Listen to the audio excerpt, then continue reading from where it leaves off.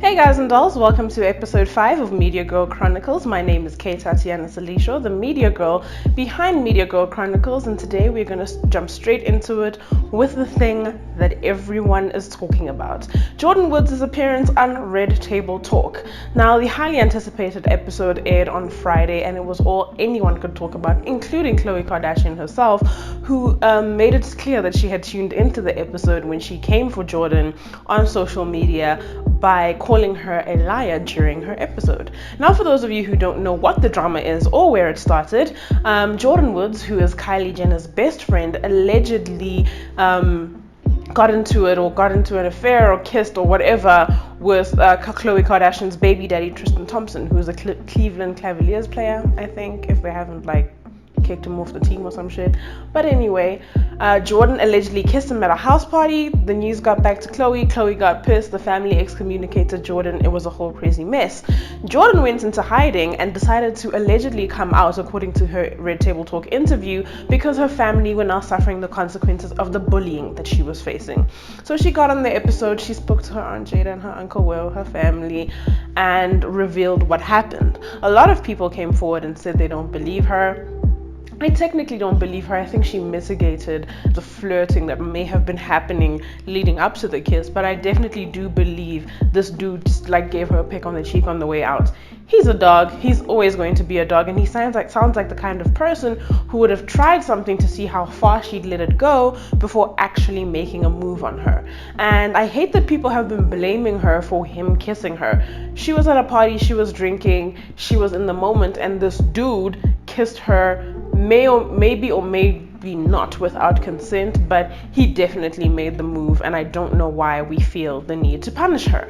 But with that said, a lot of people sort of shifted their team. So at the beginning, everyone was on some poor Khloe, oh my god, Jordyn is the pits. And then after Jordyn came through on Red Table Talk and Miss Jada worked her reputation management magic, a lot of people decided to shift over to Jordyn's side. But with that said, a lot of people also decided to come for Khloe and remind her that her baby daddy was at fault. A story that didn't have to be what it was turned into the biggest scandal or betrayal of the year. Because I've seen what has been done to my life in only a week based on how the media circulates. Right. They don't put their focus on the real world problems. They're putting their focus on a young black woman who made a mistake. Yep. And not a mistake that's worth public crucifixion. Right. It's a mistake that should have been dealt with internally. Well, you know what they say. Black women can be the most disregarded and disrespected creatures on the earth. Now, Khloe set the internet alight when she went online and decided to call Jordyn a liar and claim that Jordyn is the one that broke up her family. But the whole world was not having it, and everyone was like, hold up, Khloe, it's your whole ass baby daddy that broke up your family. And I guess the backlash was so crazy that the next day Khloe came out, which was early hours of American morning, late hours of our last night. Khloe came out and said, okay guys, I was a bit wrong. Tristan is to blame. I mean, he's the person I got into a relationship with.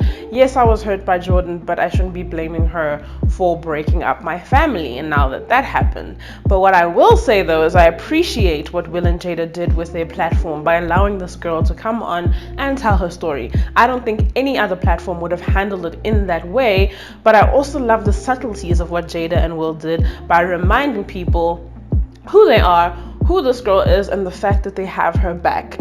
What I have been saying to a lot of my friends, and what I'm going to say now on air, is I believe homegirl should have broken her NDA. I mean, if the Kardashians wanted to sue her for that money, Will and Jada would have put it up and we would have gotten the tea that we need to get on the whole situation that is the Kardashians.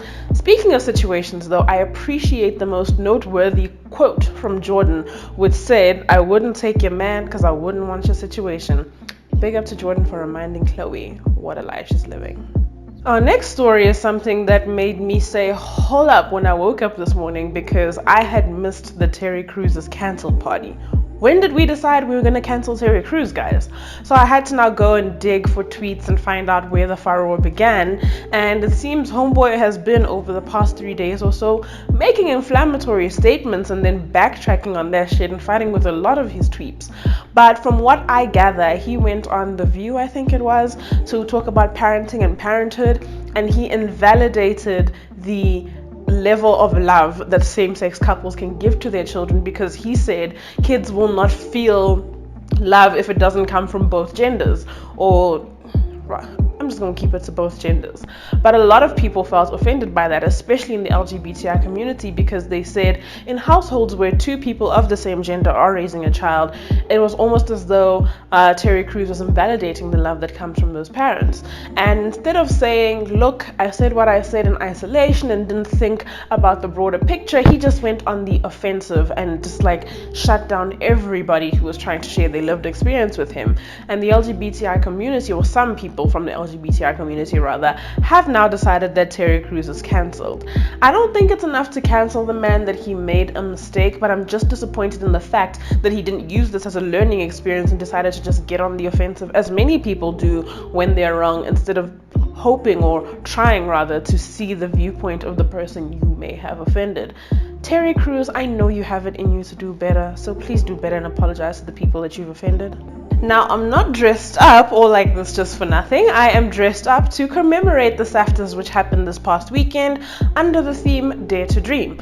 So the 13th annual SAFTAs took place at Sun City. I didn't go because they weren't paying for accommodation, and my blogging career is not there yet where I can afford to go splurge like 4,000 rand on a hotel room per night.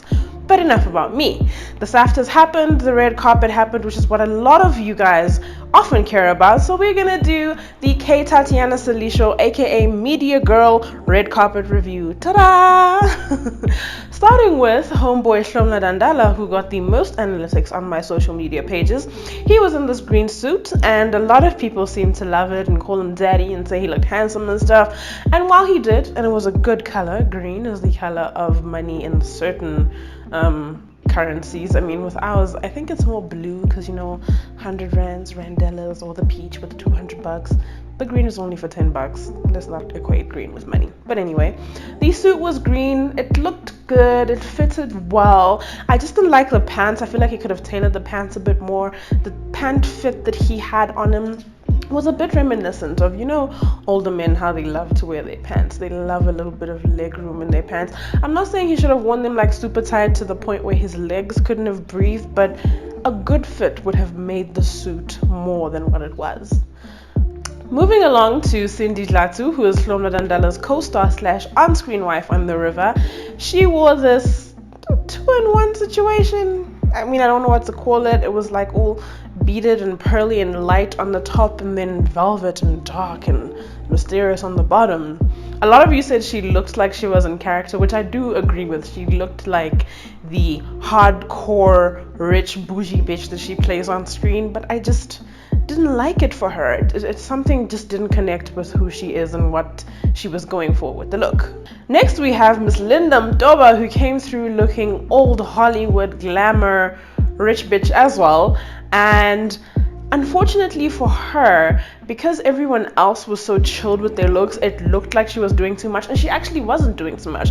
She was doing what is required for a show such as this. You know, the SAFTAs deserve pomp and circumstance, and she was looking all fancy and Vanity Fair, Oscars after party vibes, and everyone else was looking like my homegirl from down the road's wedding that I'm going to up the street. You know, it didn't look cute. But Linda looked beautiful. She just also unfortunately looked out of place because nobody was like meeting her at her level. Next up we have Boiti, who a lot of people loved, others didn't. People felt like the silver didn't look too cute, others thought it was something different. I'm going to agree with the people who thought it was something different. She looks like she tried. She looks like she was at an event such as the SAFTAs, not only as a hip-hop artist but as somebody who could have been nominated in any circumstance. So I totally Boiti thumbs up. What I will do though is give Miss Penny Lebiane an honorable mention. I don't know what happened with Miss Penny sometime last year, but it was like a switch. You can even see it if you go down her Instagram, because it was like regular newsreader and mom until a certain point, and then at some point it's like she realized who the fuck she is and she came through with the looks. Her dress yesterday was absolutely snatched. The hair was fabulous, matched the dress, her makeup, and you could see in her poses that she was feeling herself because she came through with that I'm a skinny bitch pose. I loved it, absolutely loved it. A few people who kind of let us down, unfortunately, last night were the likes of Mabato Monzo, Joanne Reyneka. I know you guys love that she came through with a suit, and I see the concept, and in some photos it looked great, but in other photos it didn't look so great. So I don't know if it's like a fail with the look or a fail with the photography, but I'm just not feeling the suit that Miss Joanne came through with. If you'd like to see more of the looks, please go over to my Media Girl Instagram page or my Media Girl Facebook page, or even my Twitter. I have like a SAFTA's 13 thread on there, so you guys can check out the looks and tell me what you think of them. But with that said, my best dress definitely has to go through to both Linda Mtoba and Penny Libyane, and my worst dress unfortunately would have to go to Mabato Monzo. Yesterday was a very odd start to the day when we found out that the lead actor in the recent collaboration between Black Coffee and Kagiso Lediga, their film called Matwetwe, the lead actor in that film was unfortunately stabbed during a screening of the film somewhere in Pretoria. Unfortunately, this was done during a robbery, which was a theme unfortunately in the movie, so it's like a bit odd and weird to believe that a film that focuses on these two kids from the hood going on a journey, like a comedic journey that often involves crime, ends up being the way in which the lead actor of the film meets an untimely end. He was just 25. He was a theater actor and an accomplished theater actor who had even started a troupe or a theater association in the neighborhood that he was from. He unfortunately met an untimely end at the age of 25, and our thoughts and prayers go out to the family. Black Coffee and Kagiso Lediga also took to social media to weigh in on this, and we can imagine that the whole cast and crew is unfortunately devastated by the passing of their colleague. This past week, we attended the launch of the local, I wouldn't call it an SABC initiative because that's what we thought it was at first, but it turns out not to be, the streaming service called View, which is the reason why episodes of shows such as Skim Sam, Scandal, and Uzalo will no longer be shown on YouTube. They will be exclusively reserved for the streaming service called View, which is free. You can open a free account to watch these episodes, and then if you want to watch more films and international shows, you can sign on to a subscription, which I think would be about $60 a month. So it's technically like Netflix. Nothing too expensive, nothing too extravagant, nothing too weird.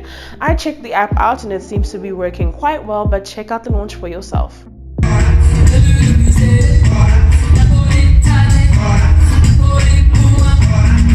Hey guys and dolls, today we're in Hyde Park for the launch of the SABC streaming platform called View. A few weeks ago you guys would have heard the news that Skim, Sam and Uzalo and other SABC shows won't be made available on YouTube as they will be moving to the streaming platform, so today we find out what it's all about.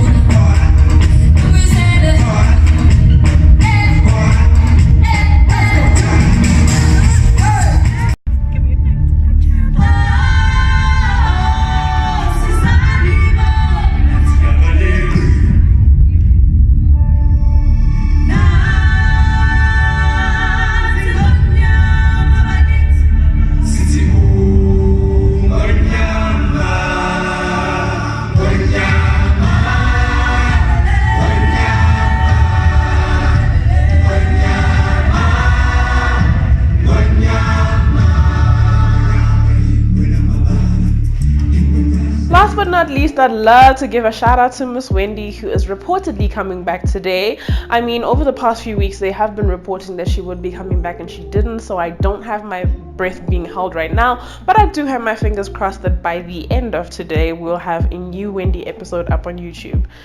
End of today for us in South Africa because of the time difference, but for those of you guys in the States, please do give us a heads up if Miss Wendy does come back.